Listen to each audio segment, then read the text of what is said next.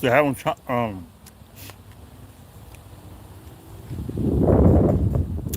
still having dinner, guys. Hanging outside. This is outside of my backyard. Okay.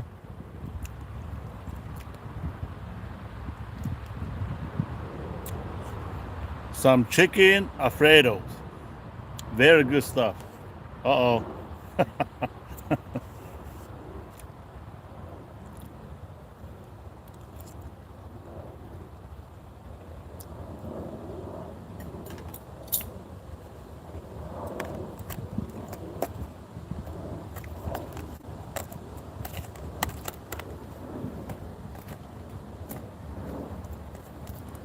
Life was busy, so I was busy all day doing some yard work, and finally just pick up a pack of Alfredo and heat it up for 2 minutes. Start having my dinner now. So anyway, it's been a while that I haven't streamed on this channel. Okay, so today I've decided that I'm coming back for a streaming time.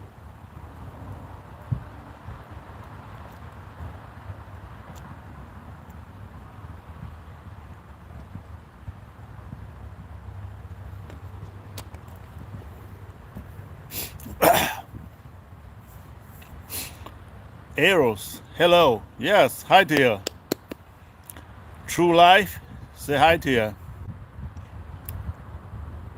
So, my childhood, haunted childhood memories. Any of you guys have any haunted childhood memories? So I was born in the during the Vietnam War, the end of Vietnam War, 1970. So you guys know that what country are you in? Currently, right now, I am in the United States of America. I am in America. Yes. So I was born in the 70s, 1970. And you guys know that before 1950, right about 1950, I'm also so sorry that you had to go through Vietnam whenever you were a kid. Yes, terrible. I don't know if anybody experienced anything that I had when I was a child. But anyway, in the 1950s, I was not born yet, but the country that I came from, Southeast Asia, was Laos. Back then it was called Laos, but now they call Lao. Lao. So back then in the 1950s, Lao was like 75% forest, tropical forest. Uh, I know a lot of people didn't know that, but during that time it was like wild jungles. So Laos, that's where my grandpa was born, right next to Vietnam. Oh, really? Born in Vietnam, huh? Yes. So uh, I was told that there was a lot of tigers and wild elephants, wild Bengal tigers. Uh, those are the big cats we had over there, and the elephant was like the biggest animals over there. And I think we got bears, black bears. You know, those the only dangerous animals over there is just tiger and bears and elephants. But a lot of people over there they do what do you call it? They chop down forests. You know, uh, they burn them down, and then they farm over it. So from 1950 up to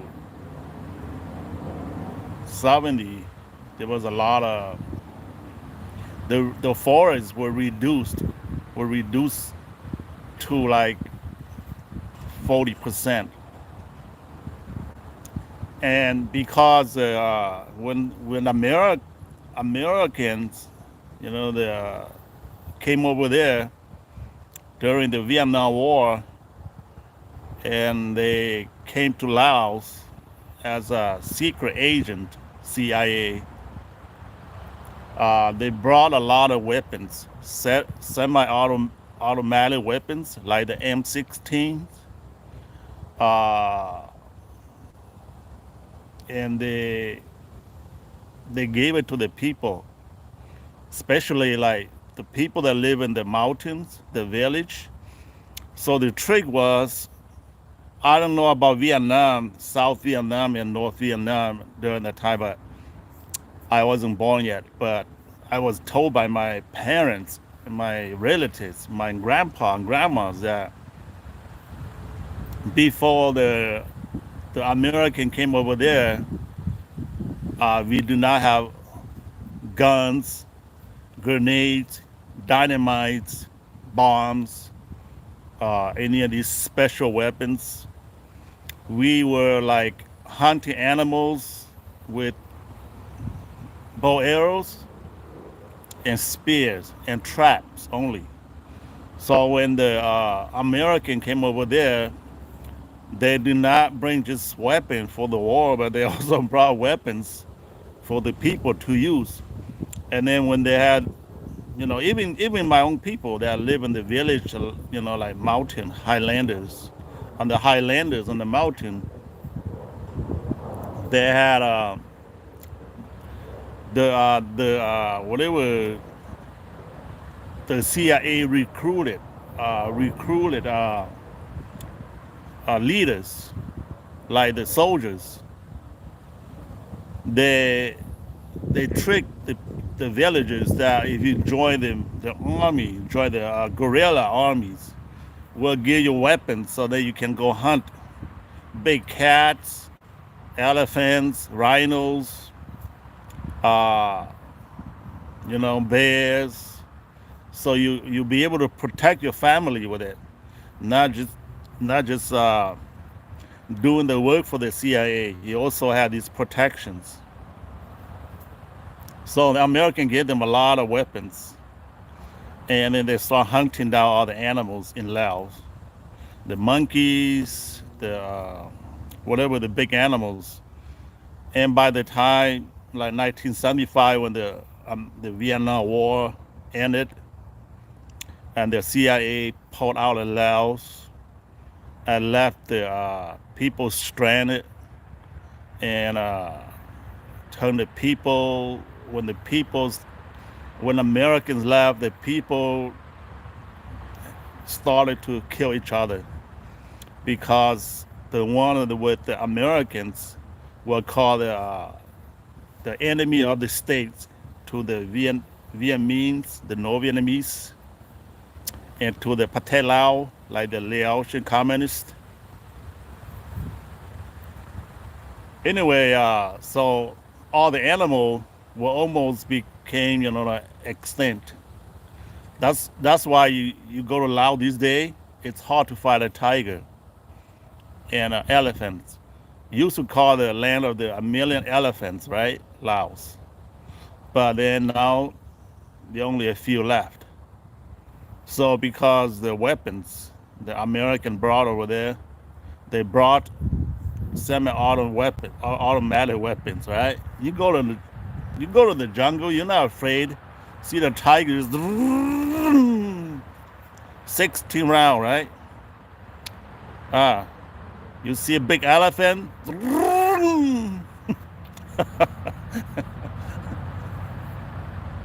But anyway, My father, he when he was a kid, he told me that they used to live in the mountain highland between Vietnam, Laos, northern part of Laos, and the tiger roamed the village in the middle of the night, and you look through the from the inside the wall to the outside in the village, you will see big tigers roaming through the village. As a kid, he saw all those things. But in my time, in '75, I was just like 5 years old, and we still live in the village. I didn't see anything like that. All I saw was war, people being murdered, killed. So anyway, I was part of the group that was on the American side. Okay, I know like South Vietnam was part of the French, and then they friendly with the Americans, and they fought Ho Chi Minh, the Viet Minh, Chinese, China, and Russia at the same time. So it was American, Japan, South Korea, India, uh, was it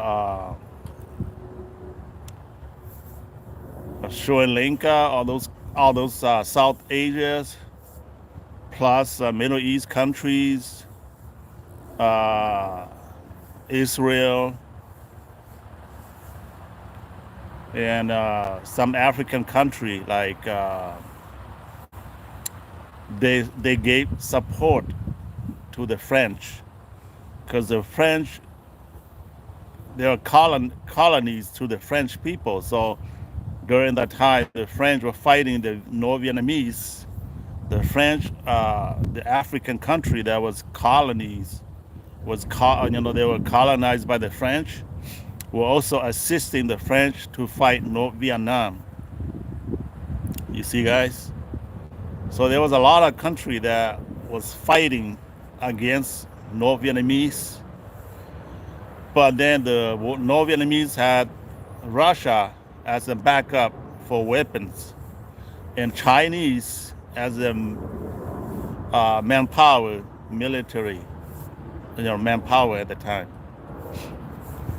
So anyway, I was in Laos. I wasn't born yet in 1970.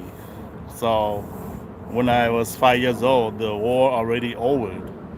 But there was a lot of, still killing each other going on. Like you guys ever seen the movie The Killing Field? And the Cambodia, the Khmer Rouge,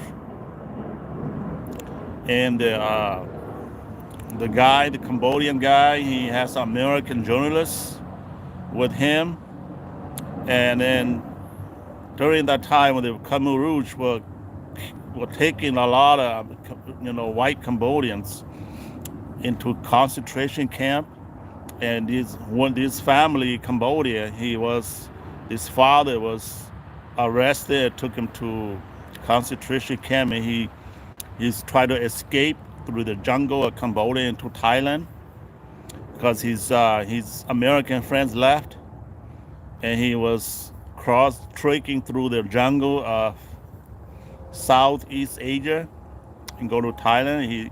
He witnessed dead people all on his way. They were thrown into the river. The million Cambodians that were murdered in Cambodia. So that was, I kind of experienced something similar to that, but not extreme like that guy did. So, so after the war, after 1975, when the Geneva Accord was signed between Vietnamese, Lao Communist, the Lao Communist, and all American and other countries, and they ceasefire, they signed the deal. we're still fighting in the jungle Laos, in the mountains. So the Vietnamese came over, and then the Pathet Lao communists tried to go to villages and arrest all the men and anybody who's older than 10 years old who can hold a weapon. And, old people from like 10 years old to like 70 years old, elder people who can still hold a gun and shoot. Well, they're asking these people questions, and then some of them were taken to a concentration camp for re-education because what the communists, Pathet Lao and the Vietnamese were saying is that because you guys were not educated, you turn against your own people, the color of your skin, and you went to the other side with the white people, the Americans, the European look alike, and you turn around and turn against your own people, the yellow skin. So a lot of the people that were in Laos were taken to the concentration camp. Even the king of Laos was taken there and then died in the camp. And so that's why a lot of people in Laos was afraid, and they became refugees. They crossed over to Thailand, the the only country at the time that they can escape to. Not like the South Vietnamese. The South Vietnamese, they they they hop on the boats, and they float down the ocean, and they went to the Philippines, Malaysia, Indonesia, right? And that's why they became the boat people. But us, we did not have access to the ocean. So after 75, the fall of Long Ching, as a matter of fact, May 14, 1975, that was the fall of Long Ching. That base, that city that was in northern Laos, where all the CIA operate their secret operations. Okay, so the Hmong people and some of the Laotian people, some of the Khmer people, and the what they call the other minority that were jammed out in that city. And between 1951 and 1975, they call it the busiest airport in Southeast Asia because it's a secret place. And American CIA were flying there with the Air America to take out the opiums, the drugs out of that country, and then coming in with weapons, food supply, medical supplies, all these things that they need for the war, for the secret war, for the distraction that they can sabotage a Ho Chi Minh Trail. Okay, for the Ho Chi Minh to supply weapons and manpower and food, medicine to their comrades, that they are already in South Vietnam and try to uh, defeat South Vietnam. Anyway, I had after 75, I had very haunted childhood memories. Okay, so after 75, a lot of people fled the country. My family, my parents, their relatives, we decided that we were just farmers. We did not hold any weapons against the Vietnamese when they came over, or the Pathet Lao. So the whole village remained in the village. But then, some reason, uh, after 75, like 76, 77, 78, 78, we're still in the village. And we're having we had information that the Vietnamese and the Patella were coming, and they will be taking all the fathers, grandfathers, anybody, any boy that's 10 years old, older, 10 years up, who can hold a weapon, a gun, can shoot. They were coming for them. So now it disturbed the village. So we fled to the jungle. For a couple of months, we're living in the jungle. The most horror part is that we're hiding in this mountain, and I was a kid. I was just 5 years old, and I still have memories of that time. There were like about 50 families that were hiding in this jungle. And I remember though, somebody had a dog that was barking. And I remember an old man came over and start shouting at this family that has a dog and said, because that dog, everybody will be killed by the Vietnamese and the Pathet troops. So he took out a knife about this long, like a machete, and he's like this, pang, chop off the dog's head, and then the barking stopped. That's another haunting memories I saw. I mean, I had. And then we're stuck in the jungle, this forest, for almost 2 months, and these elder people is trying to find a way to escape from there to go to Thailand. So anyway, every day you heard gunshots, right? You heard gunshots everywhere. So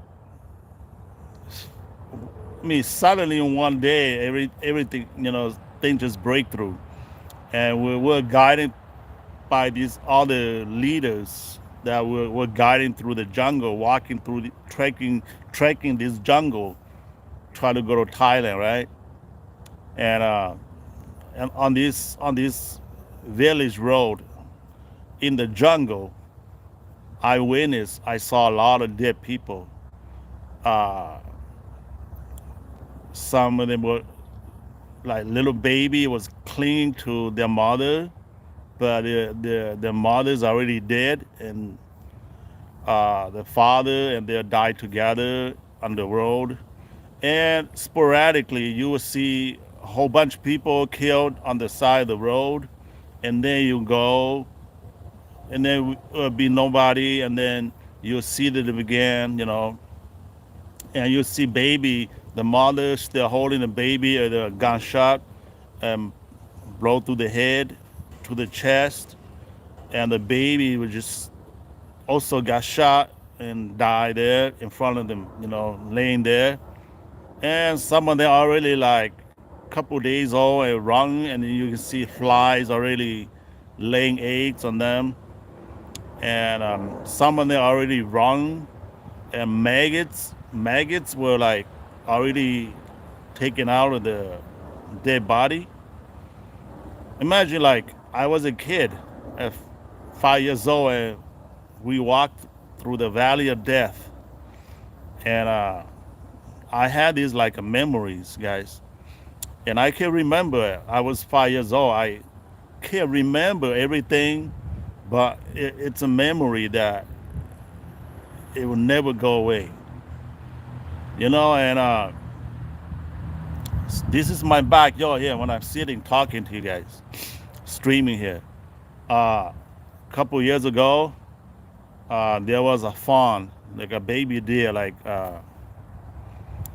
and I came back from work in the morning. I saw a little fawn, right? Little baby deer. For some reason, it was crippled, and it must got hit by a vehicle crossing the road over there somewhere. And I saw him on the yard here, so I followed. It went through that fence. So in front of me here, there's a high school over there. And this high school had like a 6 feet fence along this about 3 miles that way and 2 miles that way. Like I mean not that much, like probably like 2 miles, 1 mile that way, 1 mile that way. So I'm in the middle of the front of the high school here, and I have a long yard. I have a driveway that's a long driveway. If you guys saw my video earlier, I was uh, doing about my neighbor. I was talking about my neighbor. I had a long driveway from the main street to the back. And that was my garages. And I have a huge, like 1 acre land. And so my house only sitting on like maybe 1/4 of the 1 acre. And I have like 3/4 left on the backyard. So there was a fawn, little Bambi got hit by a truck or a vehicle, and it was crippled. And so I saw it, ran it across the grass here, and then past my garage behind there to the fence and at the corner over there. And I saw it was just sitting there, and now I didn't want to do nothing to it because I knew it was injured, right? And then I went to bed, and in the afternoon I woke up. I went to look for it, and I didn't see it. But then I went behind my garage, and it was already dead, lying there. Okay, lying there dead. And I called the DNR, and they said, is it still alive? You see anybody? Did you see who hit the deer? And I said, no. I saw it this morning. It was crippled, and now it's lying behind my garage. It's already dead. And I told the DNR, do you want to come over and pick it up? And they say, well, if it's already dead, if we come to over to pick it up, it's in your yard. We have to charge you $75. So I was like, oh really? So I had to pay for it because it died in my yard? They said, oh yes. If it's still alive, we'll come and take it away and put it into the wild, but it's already dead. Nothing we can do about it. And then I like, so what should I do with it? Should I pick it up and put it in the garbage? And they said, no, it's illegal to do that too. You put it in the garbage, it disposes to the garbage, to the trash. It rottens in there, it pollutes in the trash. So I like, what should I do? And then they told me, just leave it there. It would be gone a couple of days. I said, how? And they said, you will see the maggots will finish up. So the next day, I went to see it. The fly already laid eggs. They laid thousands of eggs on that. And then the next day, the maggots already hatched, and you can see them like, man, it's millions of maggots. And they only took one day, and they finished the fawn. When I went by the second day, the third day, I went there to check on it. That fawn was gone. Skin, hair, even the bone were eaten by the maggots. So when that happened, guys, yeah, when that happened, it reminds me of the dead people that I saw when I was a little kid, uh, on the way to Thailand, through the jungle, on the village roads.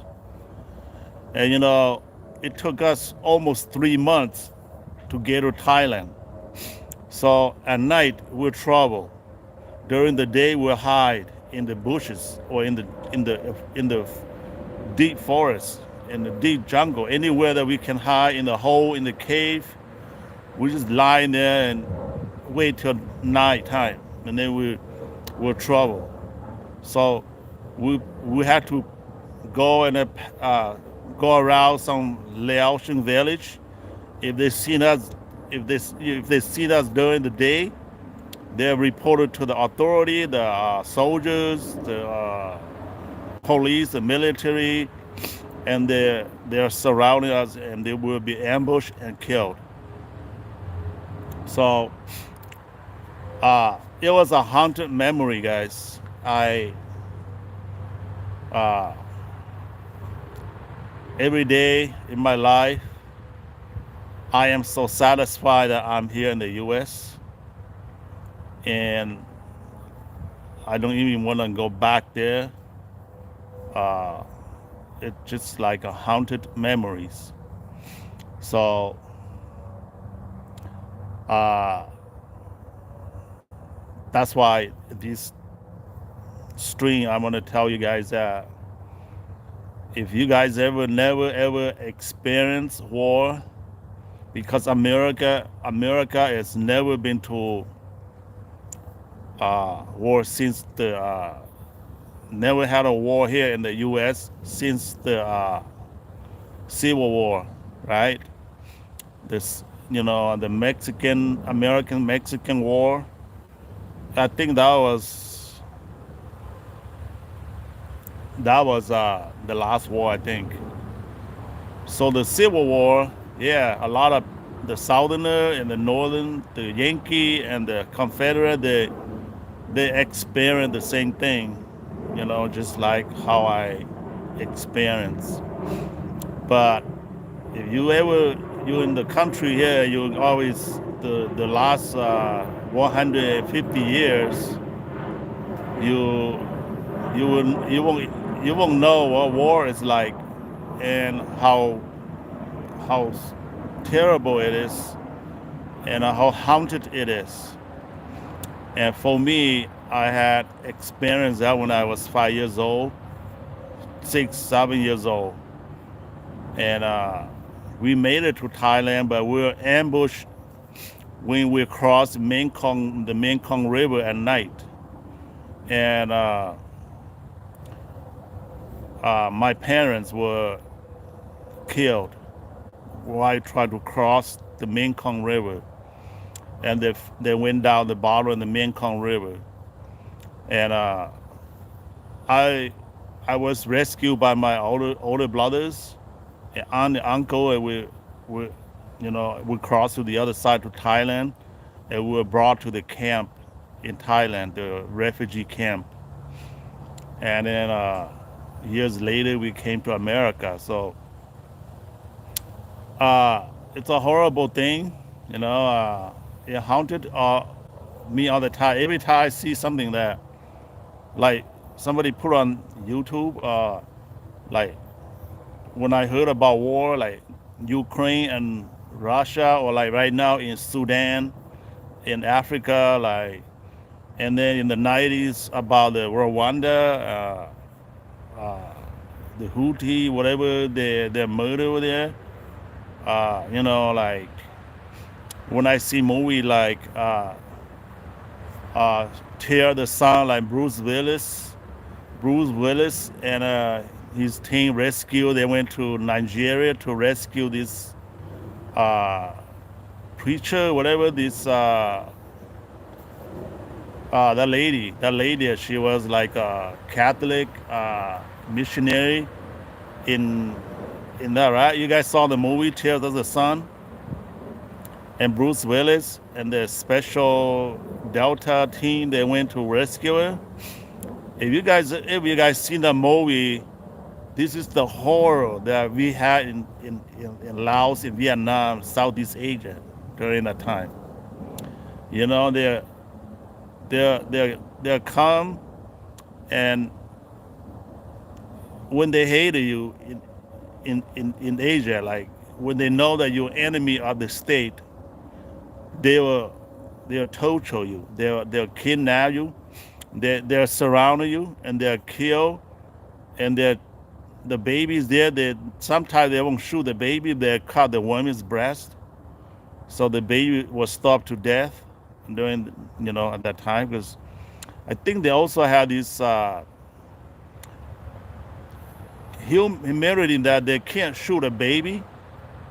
They can't shoot a baby because they probably have babies of their own. So, but then they can shoot the mother, shoot the father, or they can chop out their arm. They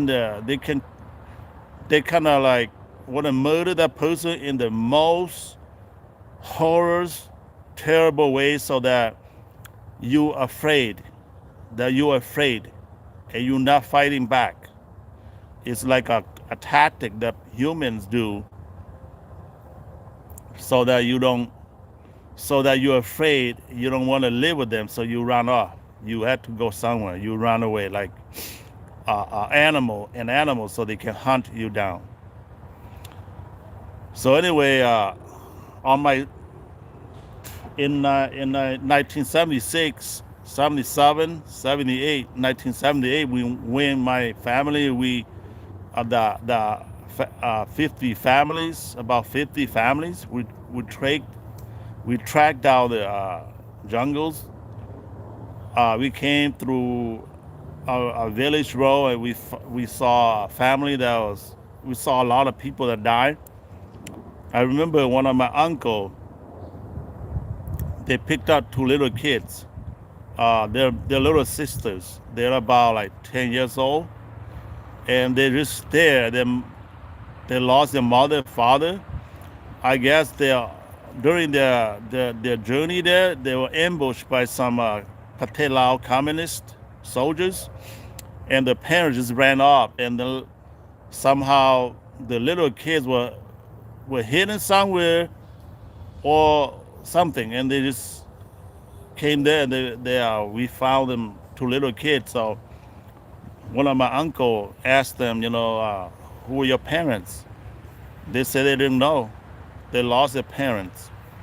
So they end up taking these two little sisters, came with us, and we brought her to Thailand in the camp.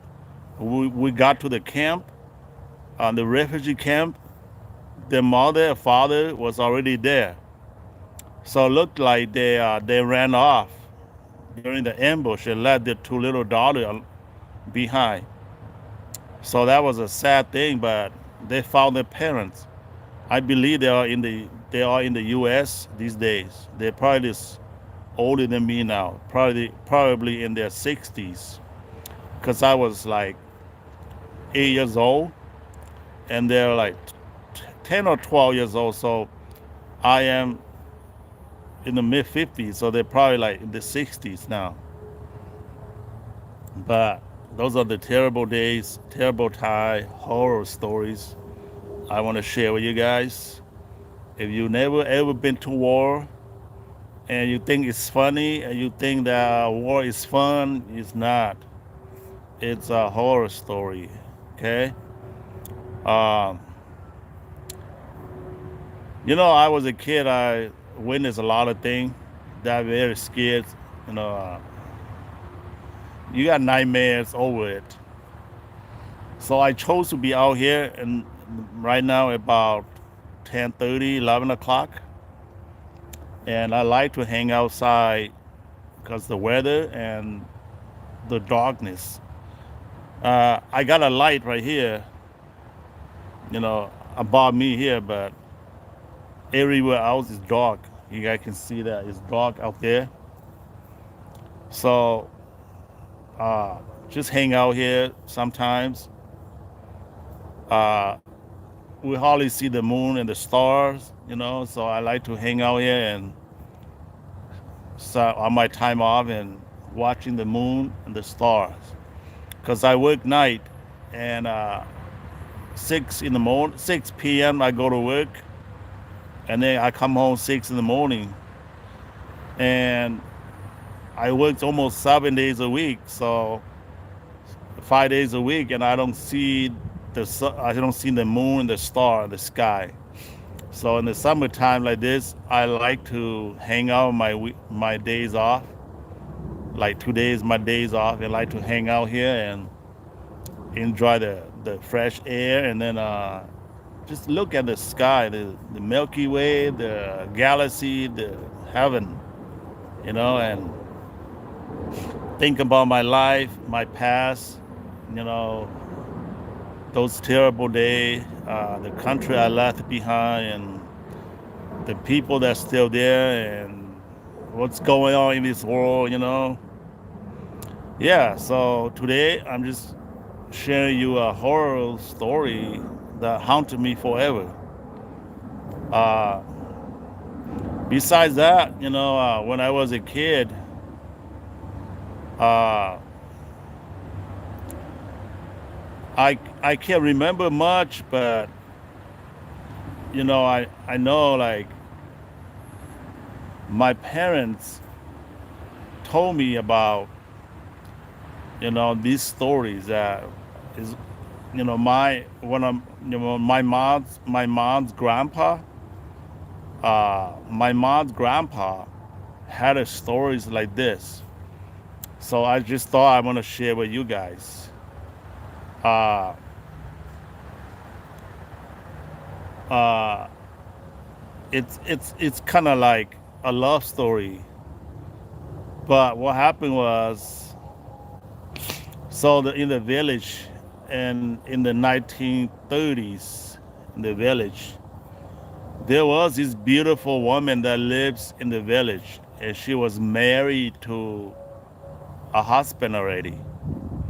But being that she was so beautiful, my mom's grandpa already married too, but he kind of like so wanted to get involved with her. So then he tries to uh, try to talk to her whenever the chance is, and try to head into the affair with her. But then it was impossible. So then he went to hire a witchcraft, a black magic. She did some black magic on her husband, and he became crazy, right? Became crazy, and uh, then my mom's grandpa started having an affair with her. They sneak out in the middle of the night. Sometimes they do it behind the house, behind the husband's house. Sometimes they go to like uh, distance to the farm. They will meet each other along the side on the road. They do it. Being that they had an affair, they did it too much. Uh, the husband became crazy, and he commit suicide. The black magic did not kill him, but then he became crazy and he commit suicide. And before he died, he tell his relatives that uh, because his wife was having an affair with my mom's grandpa.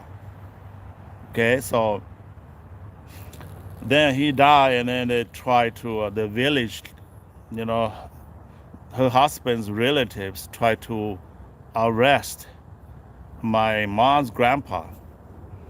So then my mom's grandpa and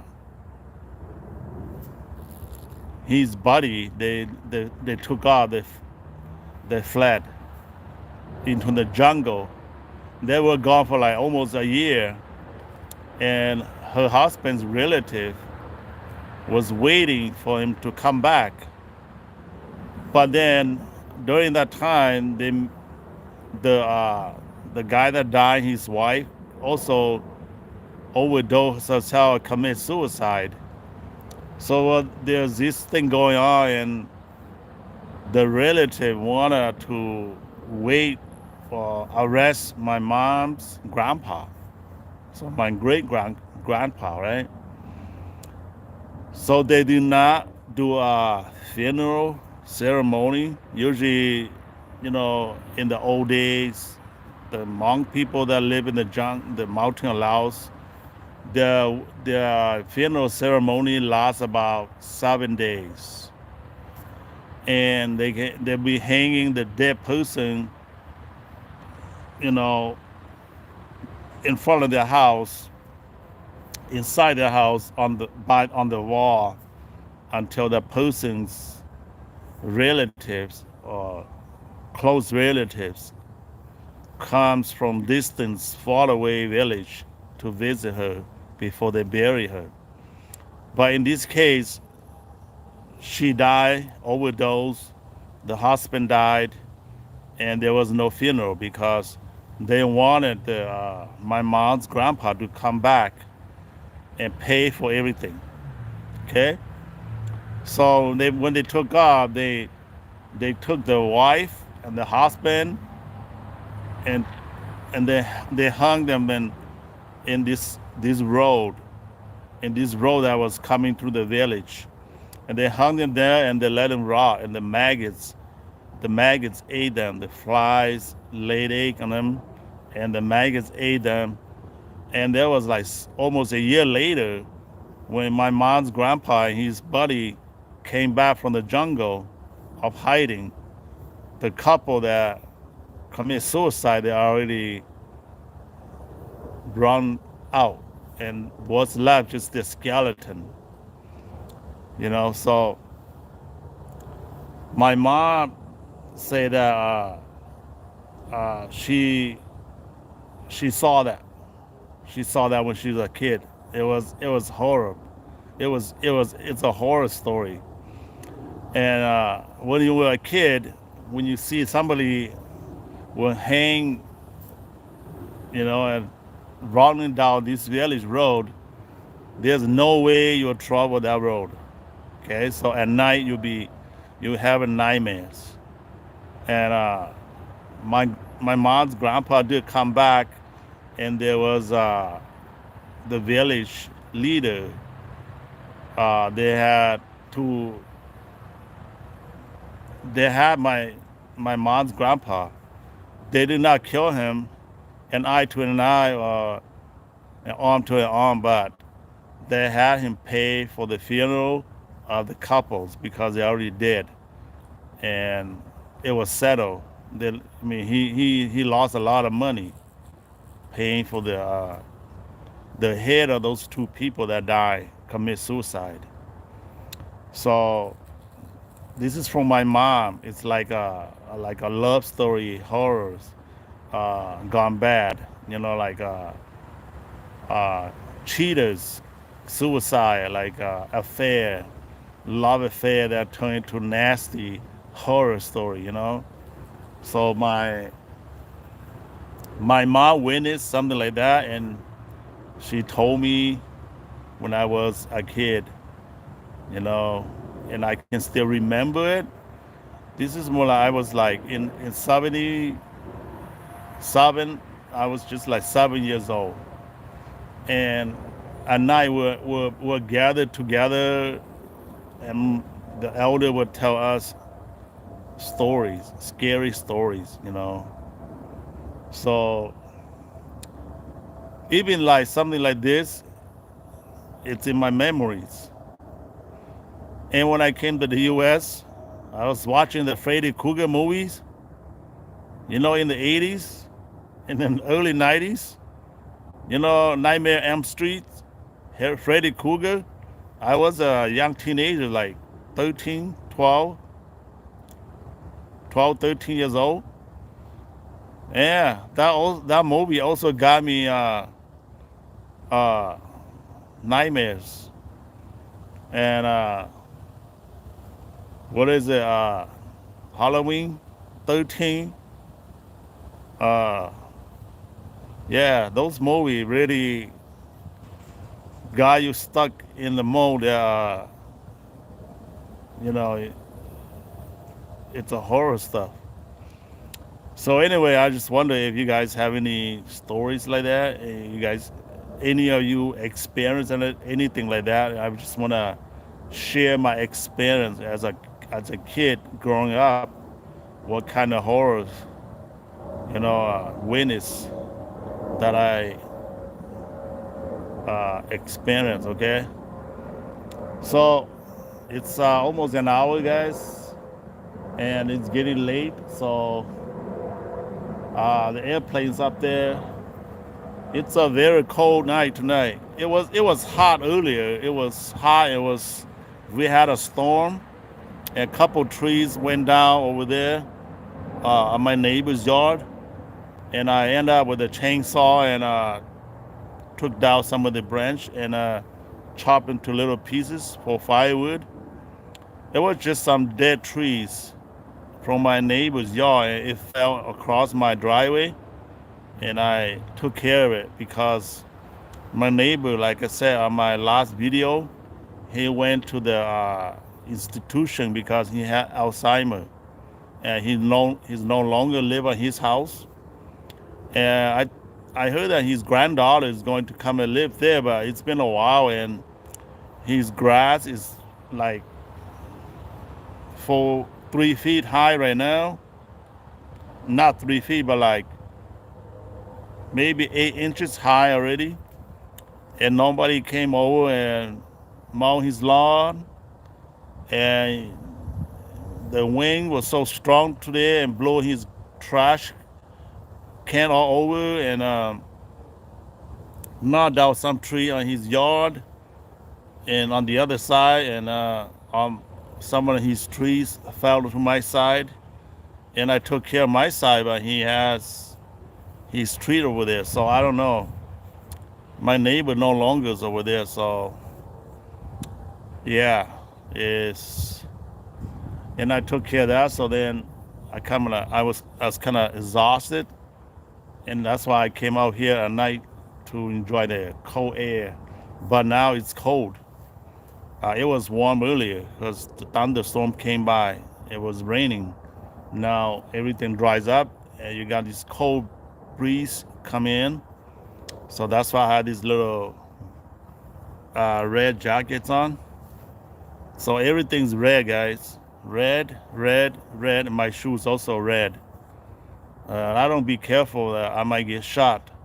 If I walk like this in some street where there are a lot of gangs, they might think that I'm in the red. I'm in the blood. Or blue, right? Blues from the creep and the blood, right? So, but it's safe, guys. I live in a very safe neighborhood. So, yeah, kind of like away from the city. We got neighbors around here, high school here, but we're not as rough as the rough, the rough part of the city. Okay. So I just want to say thank you to you guys for arrows, and your comment, and those of you guys who gave your clap and your thumbs and all these things. Okay, so anyway, we'll see you next time. If I have the time, I will come out and stream again. Thank you, guys. Bye bye.